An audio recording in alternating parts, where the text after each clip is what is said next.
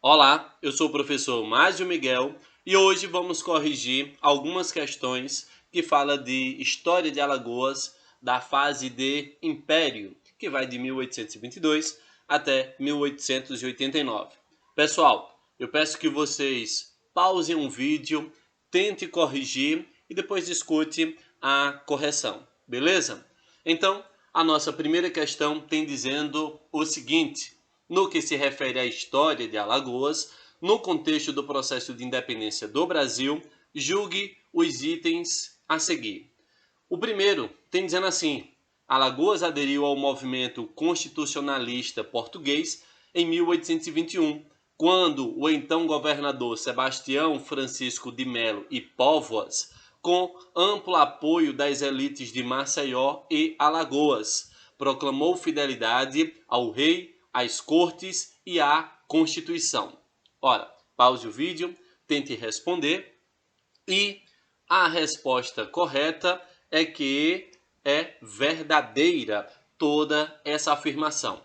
Pessoal, aqui você deve ter cuidado com as seguintes diretrizes. Primeiro, o movimento constitucionalista português ele está se referindo à Revolução Liberal do Porto, ou apenas Revolução do Porto em Portugal, em 1820, em que eles fizeram uma reorganização da política portuguesa, no qual eles exigiram o retorno de Dom João VI e conseguiram, em Portugal, lançar uma monarquia constitucional. Outra coisa importante é essa figura, Sebastião Francisco de Melo e Póvoas. Você deve lembrar que ele foi o presidente da província do Rio Grande do Norte, tendo aí de 1812 até 16, e agora ele está como a figura central de Alagoas, de 1819 até 1822.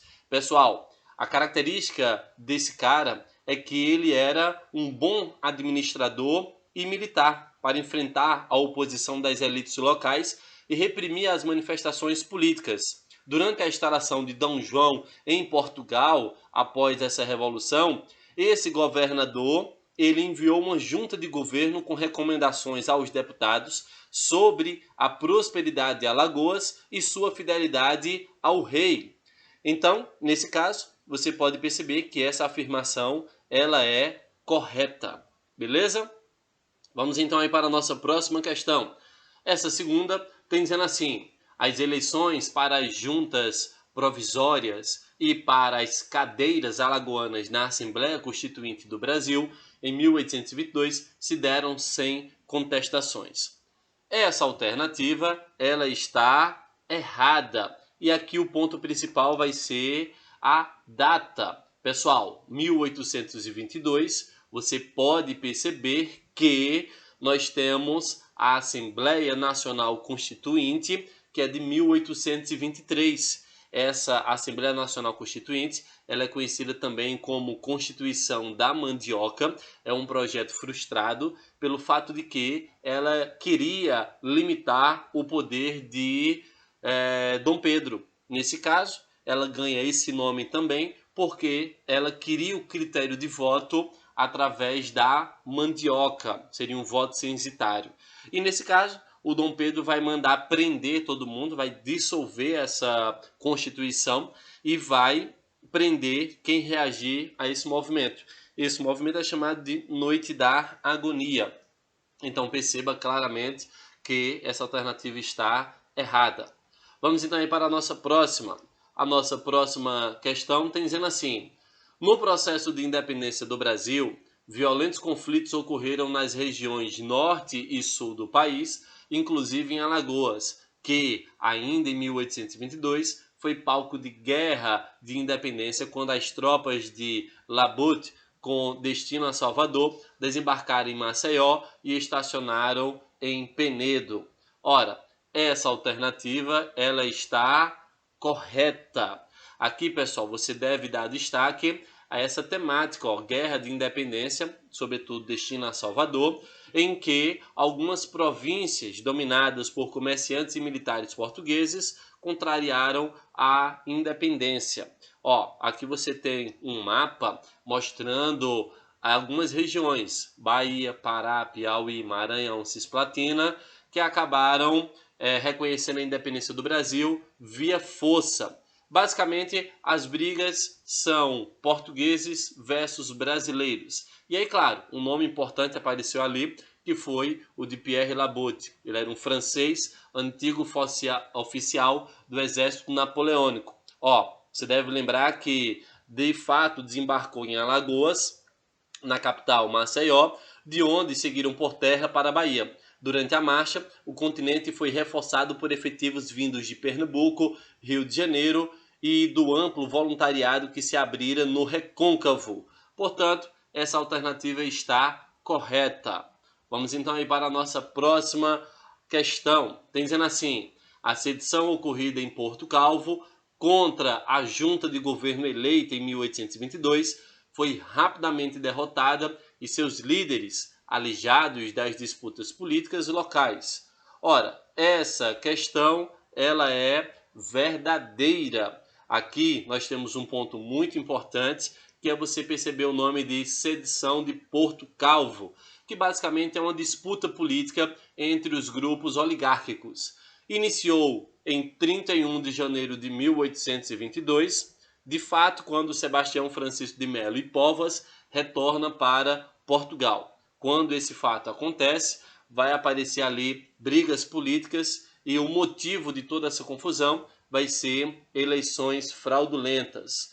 Nós sabemos que o grupo político liderado pelo coronel Jacinto Paz de Mendonça, que era a liderança de Porto Calvo, não ficou satisfeito com esse acúmulo de poder do adversário e acabou fazendo uma crítica direta a Dom Pedro. Então, essa alternativa tem esse detalhe aí muito importante que é para você dominar, beleza? Vamos então para a nossa quinta questão. A nossa quinta questão tem dizendo assim: entre 1832 e 1835, a região que abrigava Palmares foi palco da Cabanada, movimento rural que contou com a participação de diferentes segmentos sociais, com predominância de populares, que teve como principal líder o mulato Vicente Ferreira de Paula. Essa alternativa ela está correta.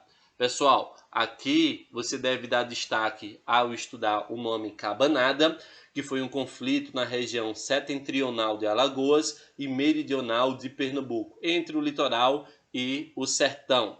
Aqui você deve perceber que ela acontece na fase de período regencial, logo após a abdicação de Dom Pedro I, e os locais que aconteceu em Alagoas foi Barra Grande, Jacuípe, Palmeira e Porto Calvo. E no caso de Pernambuco, os locais são Panelas, Una, Santo Antão, Limeira e Água Preta. E temos também os grupos envolvidos: caboclos, índios, escravos e poceiros.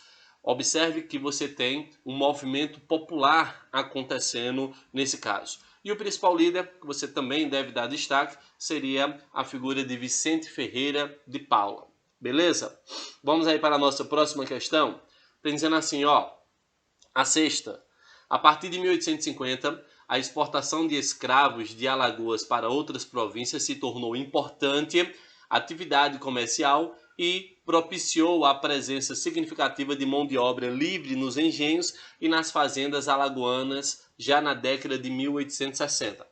Essa alternativa ela está correta. E aqui você deve dar destaque a esse ponto aqui, ó, a partir de 1850. O que é que nós temos de tão importante num processo abolicionista? A lei Eusébio de Queiroz, que é o que vai extinguir o tráfico internacional de escravos. Nesse caso, a consequência principal da criação da lei Eusébio de Queiroz foi um tráfico interno, da qual a questão está falando. Você vai ter o Nordeste, que tem um açúcar em crise, e essa mão de obra será levada para o Sudeste, para o desenvolvimento do café. E outra característica importante de consequência dessa lei seria falar de uma reprodução interna, que não é muito bem da questão, mas aí fica como a título de informação para vocês. Beleza? Vamos então agora para a nossa sétima questão. Fala assim, ó: a Sociedade Libertadora Alagoana, criada em Maceió no ano de 1881, teve existência efêmera, apesar da participação inicial de importantes personalidades da sociedade de Alagoas favoráveis à abolição. Essa alternativa ela está errada. E o ponto aqui que apresenta ela errada seria esse aqui, ó: não teve uma existência efêmera. Esse movimento, a Sociedade Libertadora Alagoana, criada em 81, faz parte de um movimento muito maior que estava acontecendo no Brasil. Ora, no Brasil você tem o movimento moderado e o movimento radical. O movimento moderado seria basicamente esse, que as pessoas acreditam que via política, via discussão, vai conseguir resolver o problema da abolição. E o movimento radical seria pegar em armas para resolver o problema. Nesse caso, você pode observar que o movimento abolicionista em Alagoas ele foi pacífico, e ainda coloco aqui como adicional alguns jornais, como o Gutenberg e o de Lincoln, que fez muito sucesso e foi muito importante na época para esse movimento. Beleza? Vamos então agora para a nossa última questão. Tem dizendo assim, ó: movida por disputas pelo controle político da província de Alagoas, Maceió assistiu a um conflito em que não houve participação popular, mas que promoveu grandes tumultos para a população. O fato narrado acima pode ser descrito como... Ora, aqui você tem esses pontos importantes no texto, tá bom? Controle político, não houve participação popular. E quando você olha para as alternativas, então isso está se remetendo à nossa letra D, revolta dos lisos versus cabeludos. Galera, essas revoltas ela está associada a dois partidos políticos que surgiram no Brasil durante o período regencial, o Partido Conservador e o Liberal. Os dois viveram em lutas contínuas em todo o país.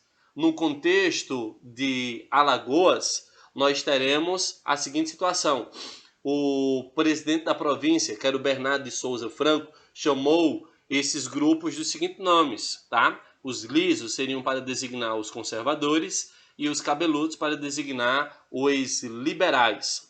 Nós sabemos que duas famílias começam a representar esses dois movimentos em Alagoas. Você deve dar destaque à figura de José Tavares Bastos, era um conservador, e nós temos o outro que seria o João Lins Vieira Cansanção, um liberal, tá certo? Então essas duas famílias elas vão brigar por esses movimentos dentro de Alagoas. E aí, claro, quando a gente remonta para a nossa questão, você deve ter agora os erros. Ora, letra A, você vai ter a figura aí, ó, de papamés, seriam os escravos foragidos.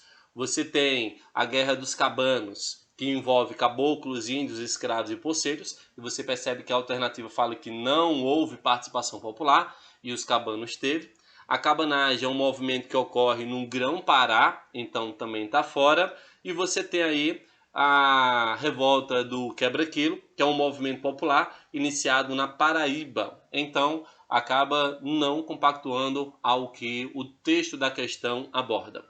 Espero que tenham acertado e até a próxima.